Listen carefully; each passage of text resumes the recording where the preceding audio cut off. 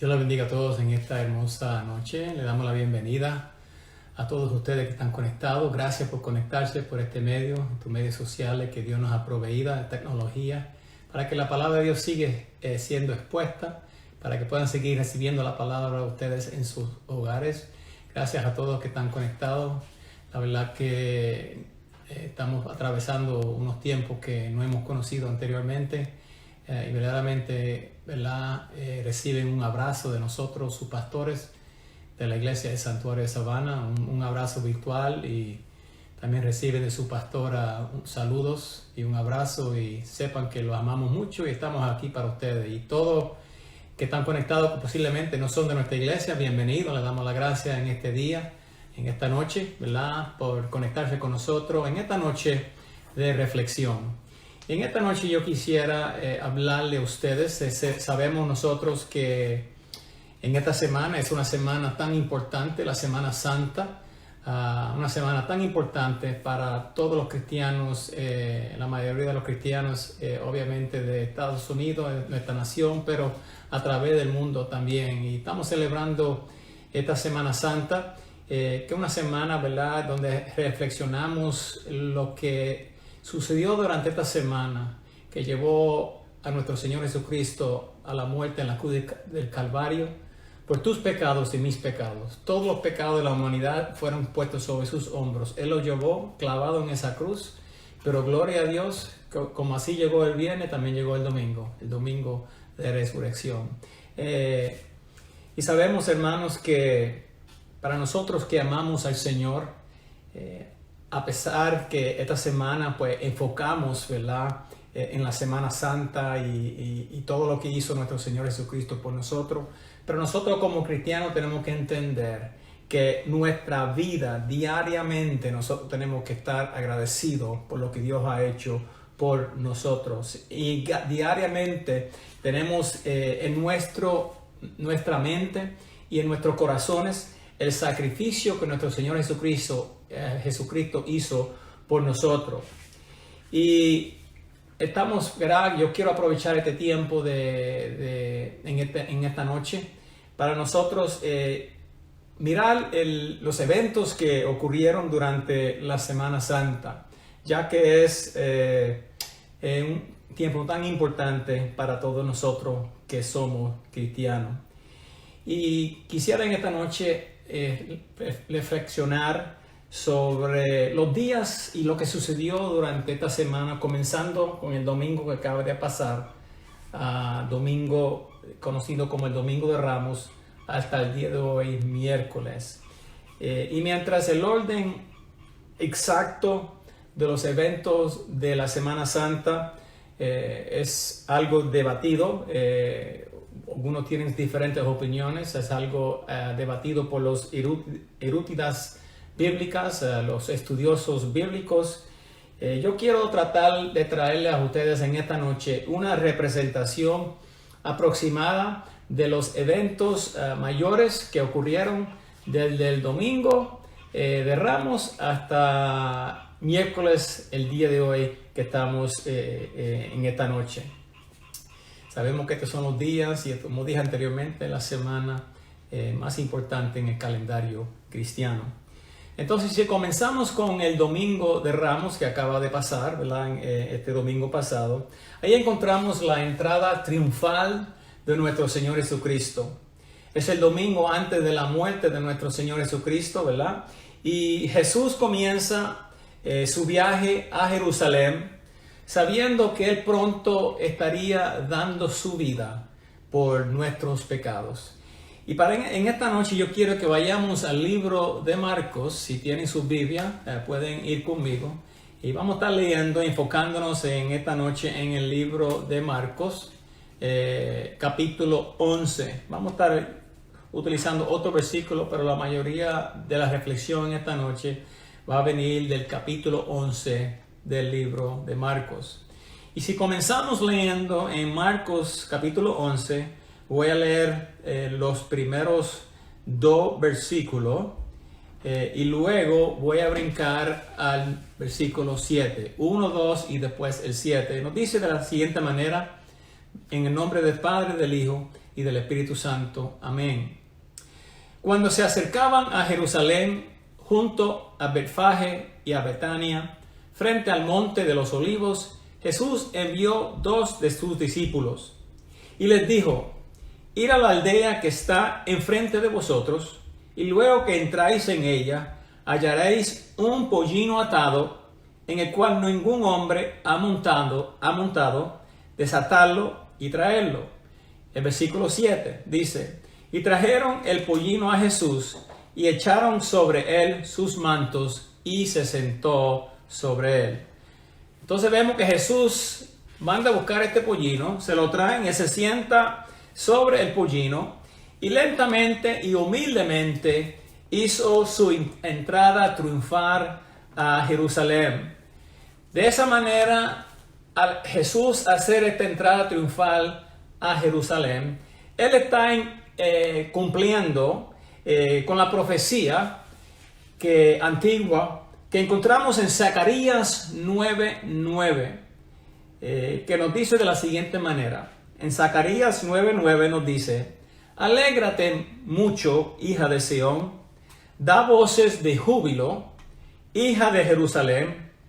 He aquí tu rey vendrá a ti, justo y salvador, humilde y cabalgando sobre un asno, sobre un pollino, hijo de asna. Ahora quiero continuar leyendo los versículos 8 al 11.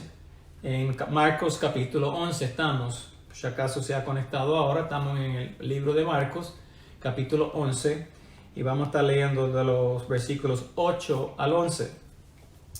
También muchos tendían sus mantos por el camino, y otros cortaban ramas de los árboles y las tendían por el camino. Y los que iban delante y los que venían detrás daban voces diciendo: Hosana, bendito el que viene en el nombre del Señor, bendito el reino de nuestro padre David que viene, Hosana en las alturas. El versículo 11 continúa diciendo: y entró Jesús en Jerusalén y en el templo, y habiendo mirado alrededor todas las cosas, como ya anochecía, se fue a Betania con los 12.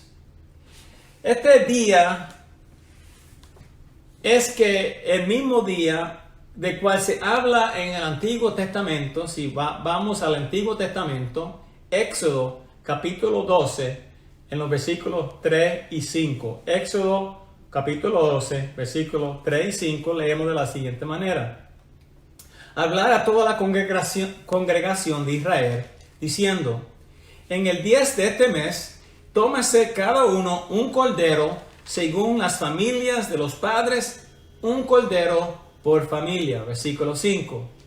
El animal será sin defecto, macho de 1 año, lo tomaréis de las ovejas o de las cabras. En otra palabra, hermano, el día que ahora nosotros llamamos Domingo de Ramos, era el día de la selección del cordero para todos los judíos piadosos. Jesús llegó a Jerusalén el mismo día en que cada familia judía se encontraba buscando su cordero pascual para sacrificar. La implicación es obvia aquí. He aquí Jesús, Él ha venido como el Cordero perfecto. Ese domingo de Ramos, Jesús y sus discípulos pasan la noche en Betania, que queda más o menos 2 millas al este de Jerusalén. Y este es el lugar donde Lázaro, quien sabemos que Jesús levantó de los muertos, y sus dos hermanas, María y Marta, vivían. Y ellos, como sabemos a través de la palabra, ellos eran muy amigos de Jesús. Jesús amaba mucho a Lázaro, igual a María y a Marta. Y lo más seguro, Jesús y sus discípulos se quedaron en su casa, en la casa de ellos, durante sus días finales en Jerusalén. Ahora yo quiero continuar en Marcos capítulo 11, ya El domingo de Ramos Jesús entra, su entrada triunfal, gloria a Jesús, aleluya, y sabemos que esa misma persona que decían bendito el rey que viene, son las mismas personas que más adelante van a decirle crucifícale, crucifícale. Pero si continuamos en el versículo 12, vamos a ir al lunes, el lunes después del domingo de Ramos, comenzando en el versículo 12, ahí vamos a ver el día lunes. Y dice de la siguiente manera, del 12 al 14. Al día siguiente, cuando salieron de Betania, tuvo hambre.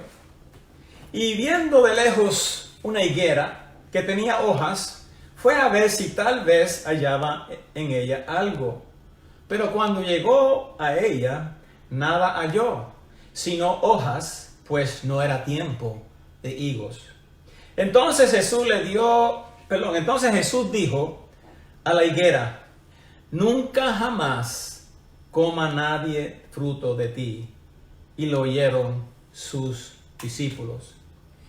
Y muchos de los estudiosos de la palabra de Dios, de la Biblia, creen que la maldición de esta higuera representa el juicio de Dios sobre los líderes religiosos de Israel que estaban espiritualmente muertos. Sabían mucho de la palabra de Dios y hablaban mucho, pero no daban testimonio de ser verdadero cristiano. Estaban muertos espiritualmente.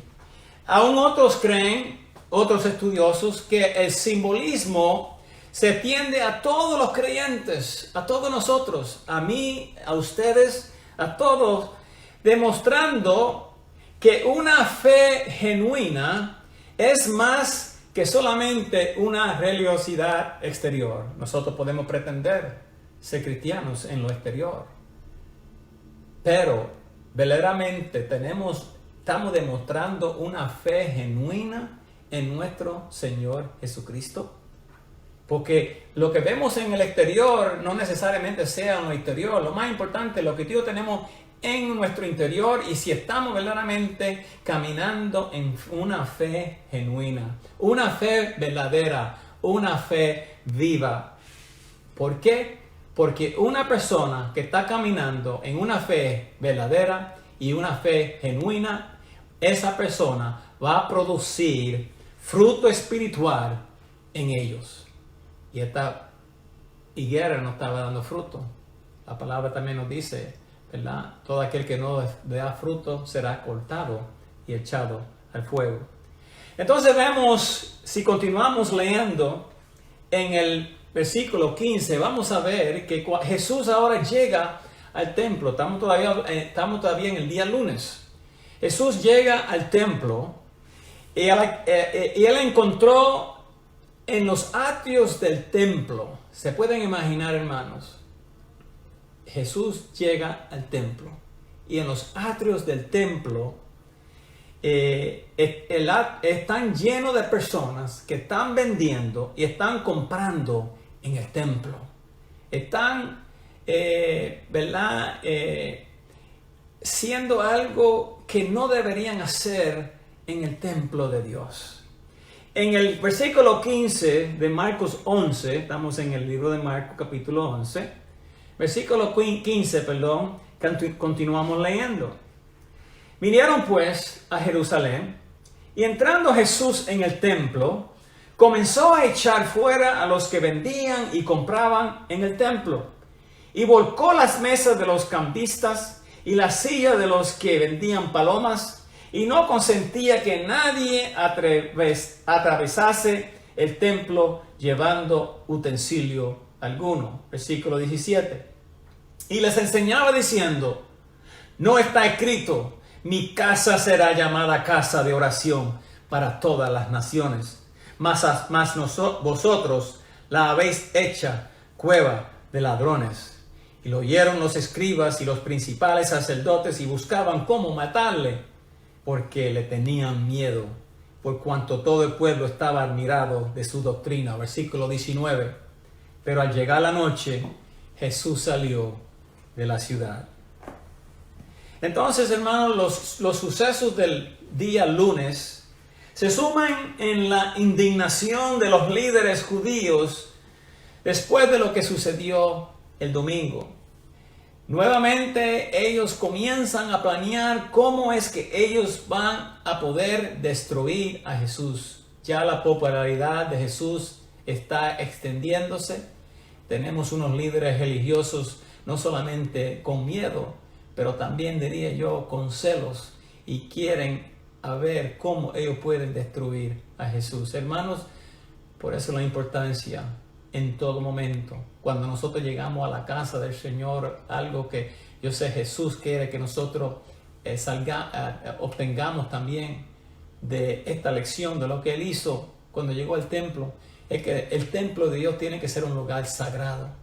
Tiene que ser un lugar, cada vez que tú llegamos al templo del Señor, tiene que ser un lugar santificado, un lugar santo, un lugar donde la presencia de Dios es lo único que tiene que permanecer, y es lo único con la cual tú y yo tenemos que llegar a la casa del Señor para buscar la presencia de Dios. Aleluya. Tenemos que llegar en santidad delante de nuestro Dios a su templo. Entonces nos dice lo que acabamos de leer. El lunes entonces termina Jesús otra vez saliendo de Jerusalén para pasar la noche en Betania, lo más seguro en casa de Lázaro, María y Marta. Ahora entramos al día martes. Vamos a ver lo que está pasando en el día martes de la Semana Santa. Otra palabra, un día como ayer. El martes por la mañana vamos a ver... si vemos el versículo 20 del capítulo 11 de Marcos, lee de la siguiente manera: y pasando por la mañana vieron que la higuera se había secado desde las raíces. Entonces el martes por la mañana Jesús y sus discípulos regresan nuevamente de Betania a la ciudad de Jerusalén. Y es interesante que porque ellos, al pasar por el lado de la higuera que Jesús había maldecido el día anterior, los discípulos se asombraron a ver cuán rápido esta higuera se había secado. Y saben algo, hermano, la advertencia también sirve para nosotros en el día de hoy. Si no damos frutos, seremos cortados. Si no damos frutos, aleluya, nos espera la destrucción. Nosotros como cristianos tenemos que dar fruto, y ese fruto se va a conocer, ese fruto se va a ver. No estamos hablando de una religiosidad exterior, sino que estamos hablando de una vida que da fruto, porque su fe es una fe verdadera, su fe está anclado en el Dios Todopoderoso. Entonces, vemos, ahí hay unos líderes religiosos, atrás en el templo.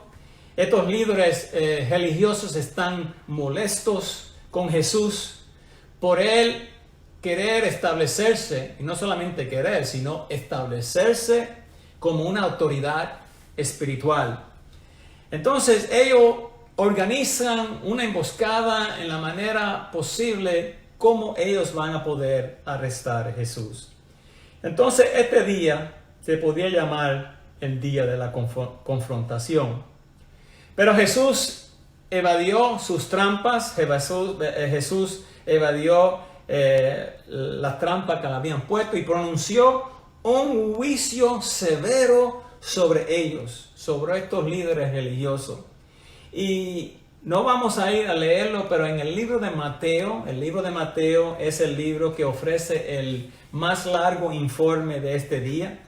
Los sucesos del martes pueden resumirse de la siguiente manera. Como dije, no voy a ir a leer en el libro de Mateo, pero se encuentran en los capítulos 21 hacia adelante.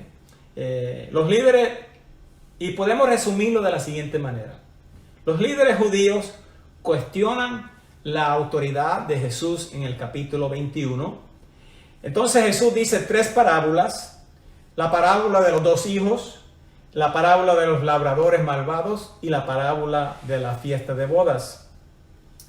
Los líderes judíos tratan de ponerle una trampa a Jesús cada una en las tres parábolas de Jesús compromete a los líderes judíos por no aceptarlo a él.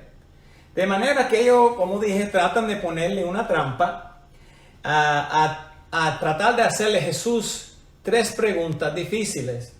La primera es la trampa acerca del pago del tributo. La segunda es la trampa acerca de la resurrección. Y la tercera es la trampa acerca del gran mandamiento.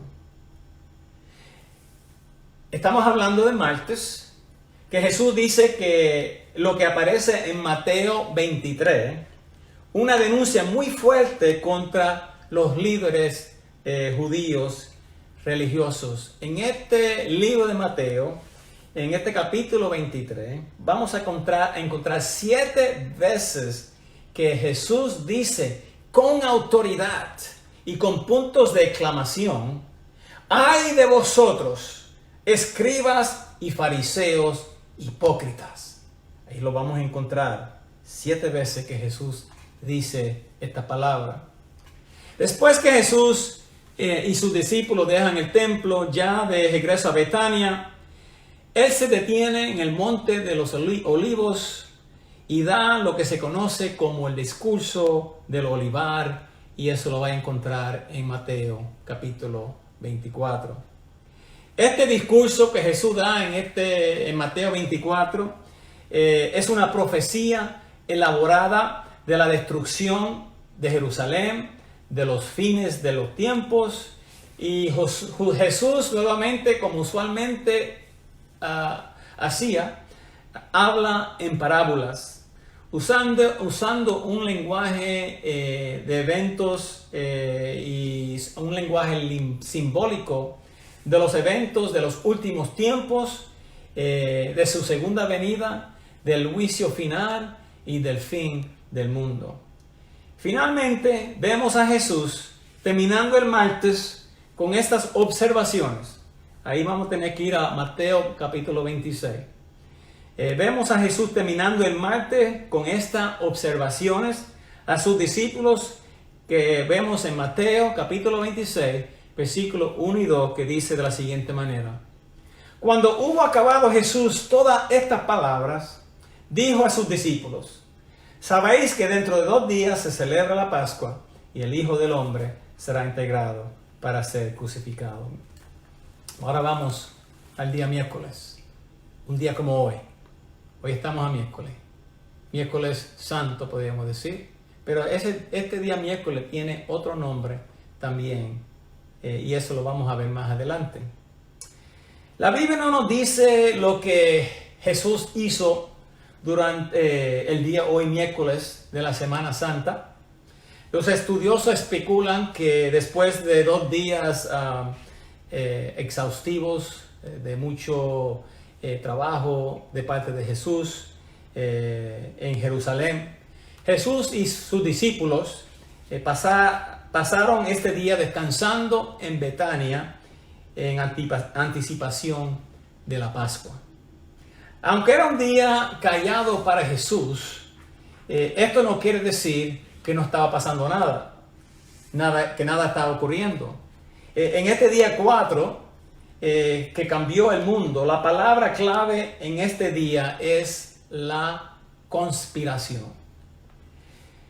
La iglesia generalmente llama este día miércoles de espía o miércoles de espiar. Eso es lo que yo le quería decir cuando dije más adelante.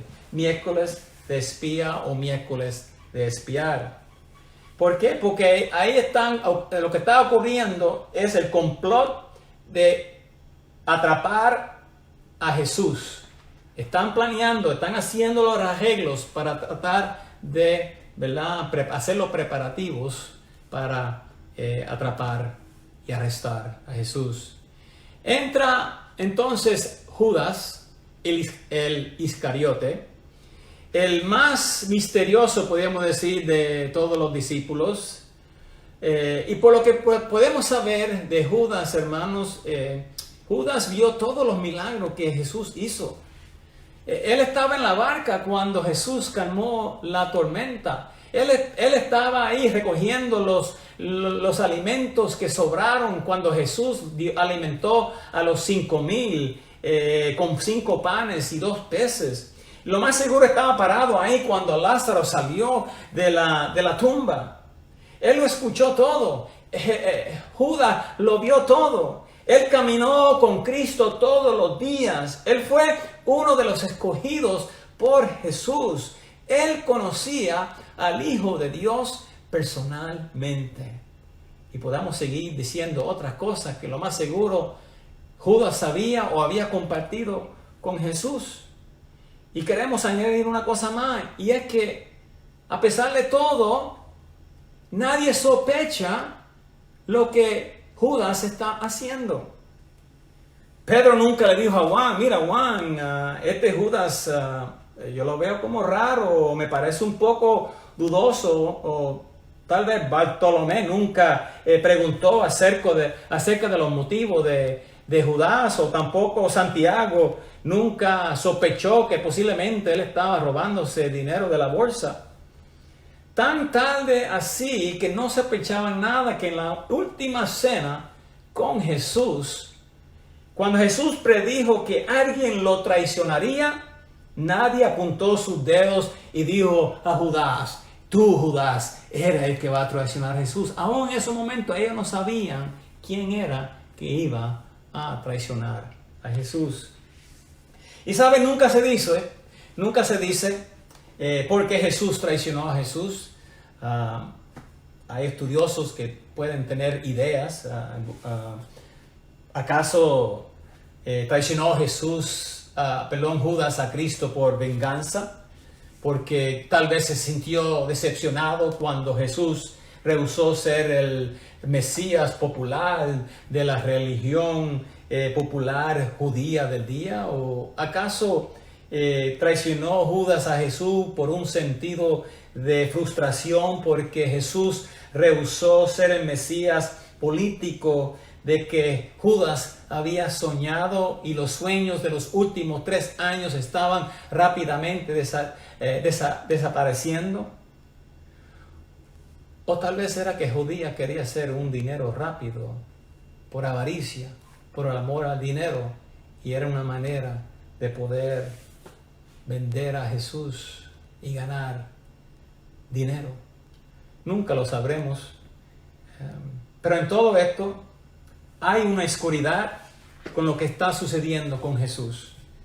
Y si vamos a Juan capítulo 13, y voy rapidito allí, Juan capítulo 13, y leemos el versículo 30, este versículo 30 dice de la siguiente manera. Juan capítulo 13, versículo 30 dice, cuando él pues hubo tomado el bocado, luego salió y era ya de noche.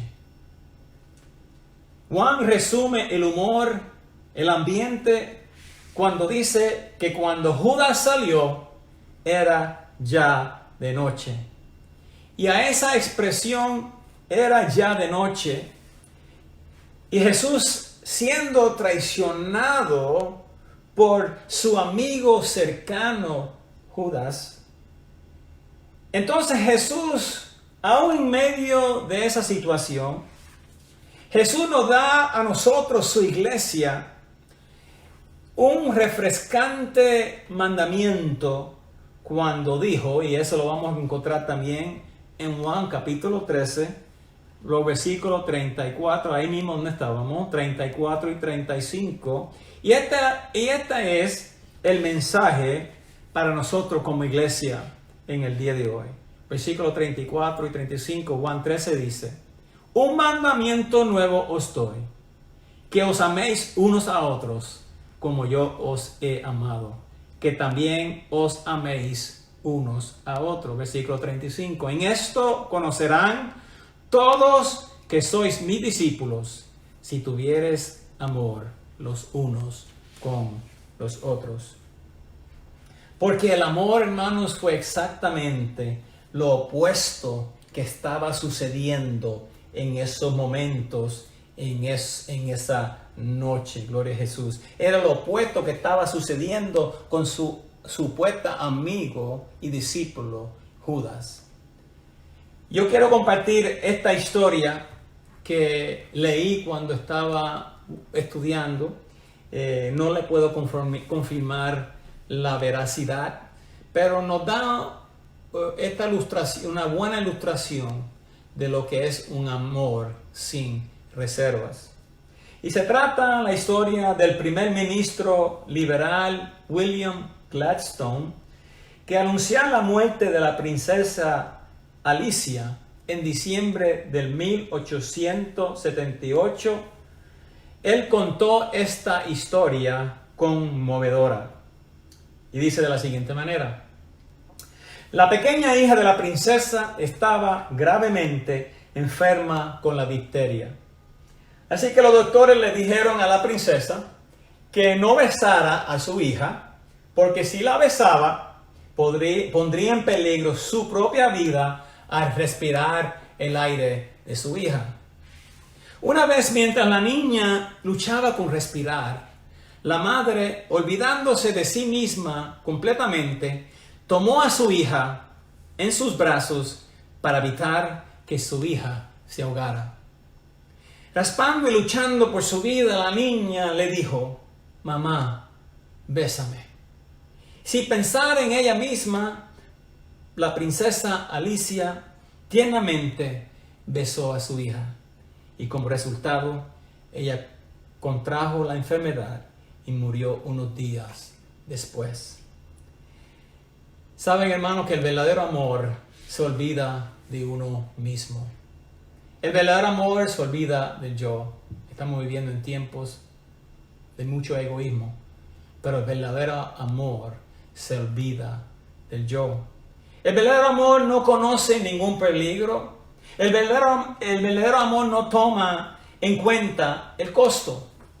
Cantares 8:7, todos lo conocemos, nos dice de la siguiente manera: las muchas aguas no podrán apagar el amor, ni lo ahogarán los ríos. Jesús le dio a sus seguidores una instrucción muy específica en cómo demostrar su fe cristiana. En la noche de su traición, Jesús tomó el papel de sirviente y lavó los pies de sus discípulos, algo que era contracultural. Un día como mañana jueves, cuando él estaba en la cena, ¿verdad? Era contra la cultura, porque ese trabajo tradicionalmente era para los sirvientes más bajos de la casa. Era tan así que Pedro mismo dijo a Jesús, al principio él rehusó dejar que Jesús lavara sus pies. Sin embargo, Jesús le dijo que si Pedro no le dejaba lavar sus pies, que no iba a poder tener ninguna parte del reino de Dios.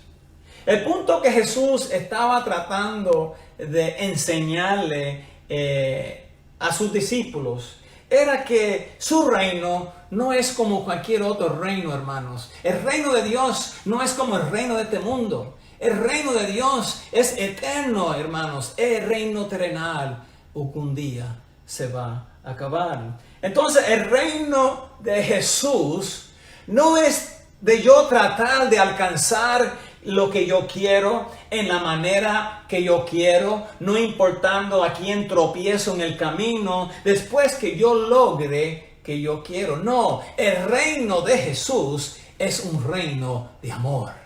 El reino de Jesús es un reino de amor. Por eso Jesús mismo dijo que el que quisiera ser el mayor en el reino de Dios tiene que ser el siervo de todos. En otras palabras, hermanos y hermanas que me escuchen el día de hoy, el reino de Dios es un reino de servidor, un reino de servidora. Y en esos versículos, nuevamente lo voy a leer, el 34 y 35.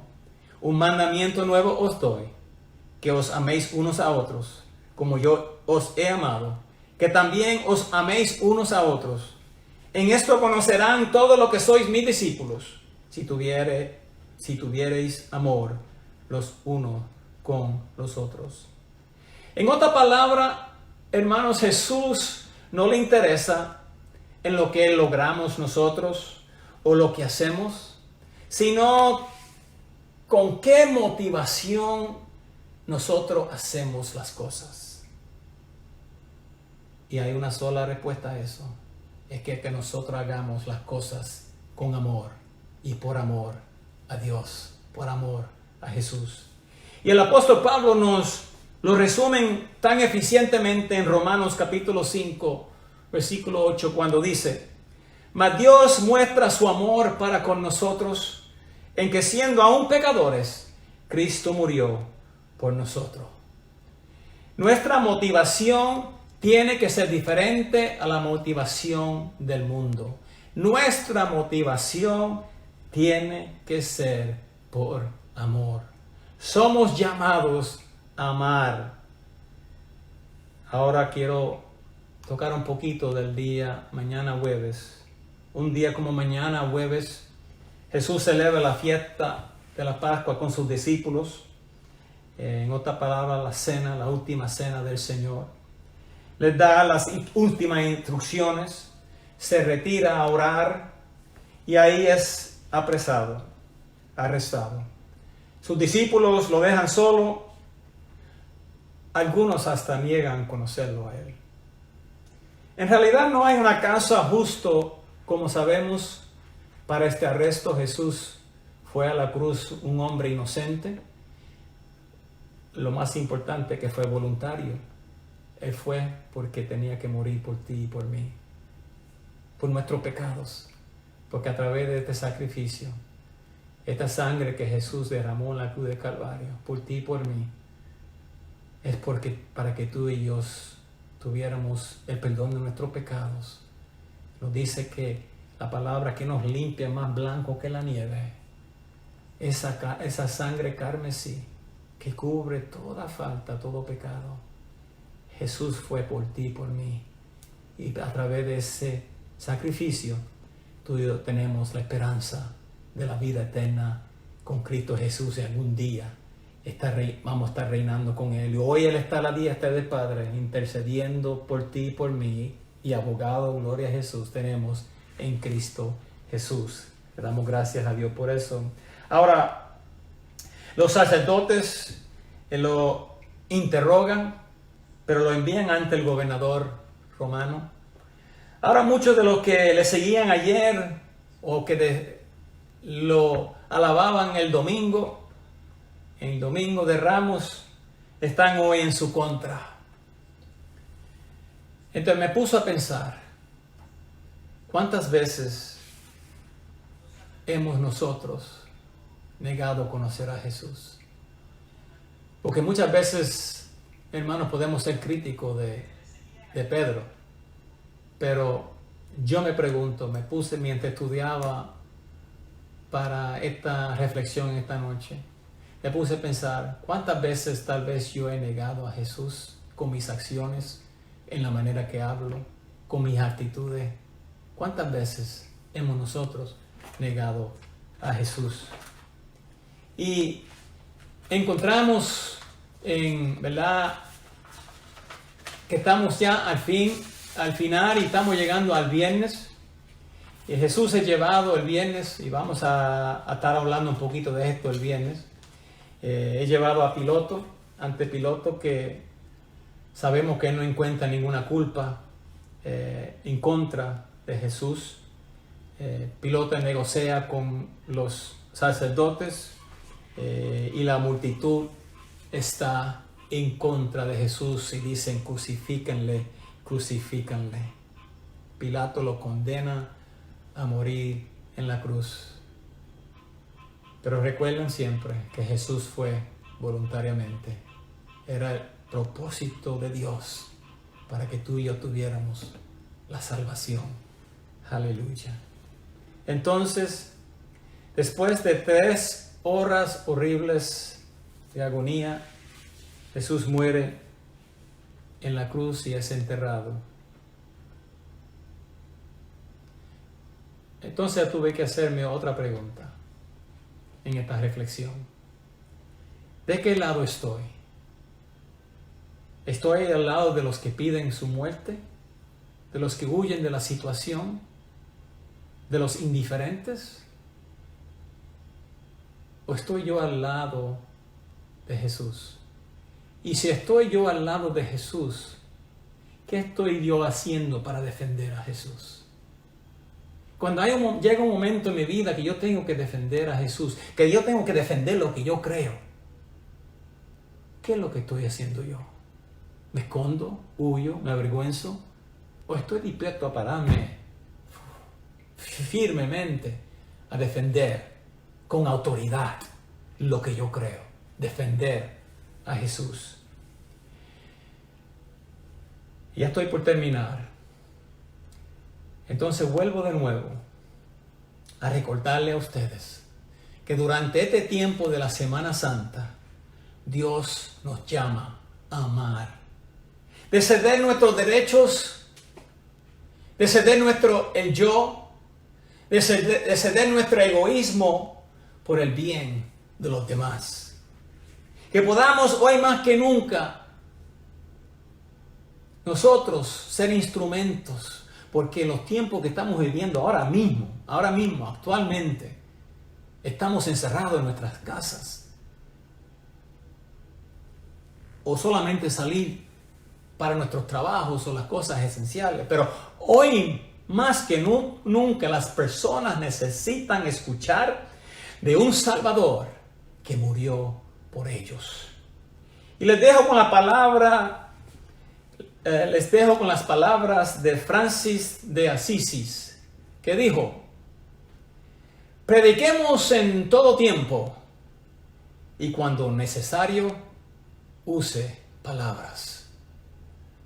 En otra palabra, tu vida y mi vida debe ser el testimonio que predica que somos hijos de Dios. Y cuando necesario, entonces abriremos nuestra boca. Aleluya. Las personas, cuando tú y yo vivimos para servir el bien de otros, esas personas van a ser traídas a ti. Cuando nosotros como iglesia, como cuerpo de Cristo, vivimos por amar a los demás y servir a los demás, también entonces serán atraídas a nuestra iglesia por el amor que nos demostremos el uno por el otro. Y nada más va a atraer a las personas a Jesús, sino el amor que no solamente tú y yo podemos demostrarle, sino el amor que Jesús le va a dar a ellos.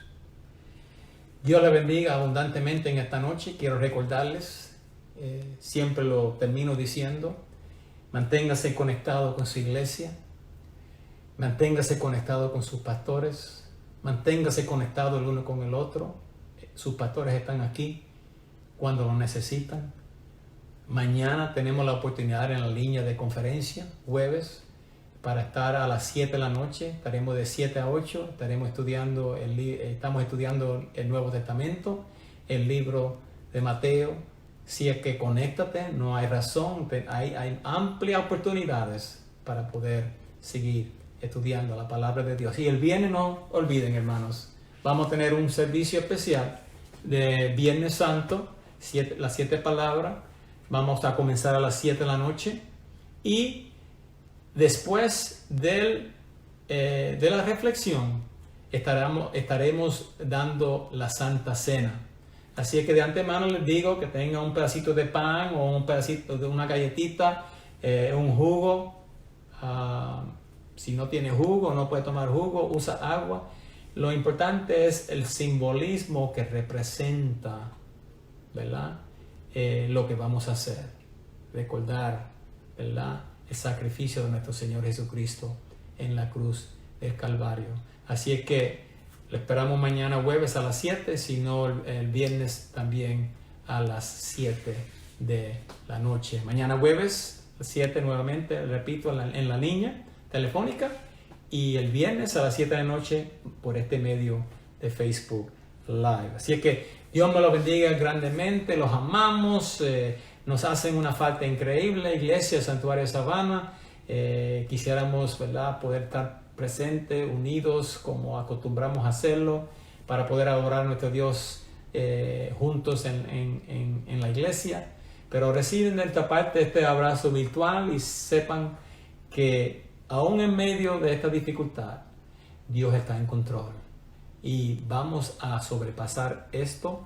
Vamos a llegar hasta el otro lado de Jordán, porque Jesús, en el tiempo de Él va a abrir camino donde tú y yo vamos a pasar en seco al otro lado de la victoria. Y de esto saldrá un libramiento, no solamente para nuestra iglesia corporalmente, pero como individuos. Nuestras vidas han de cambiar, porque Cristo, Dios, tiene un propósito con todo lo que Él hace. Dios me lo bendiga esta noche grandemente. Los amamos y un abrazo a todos.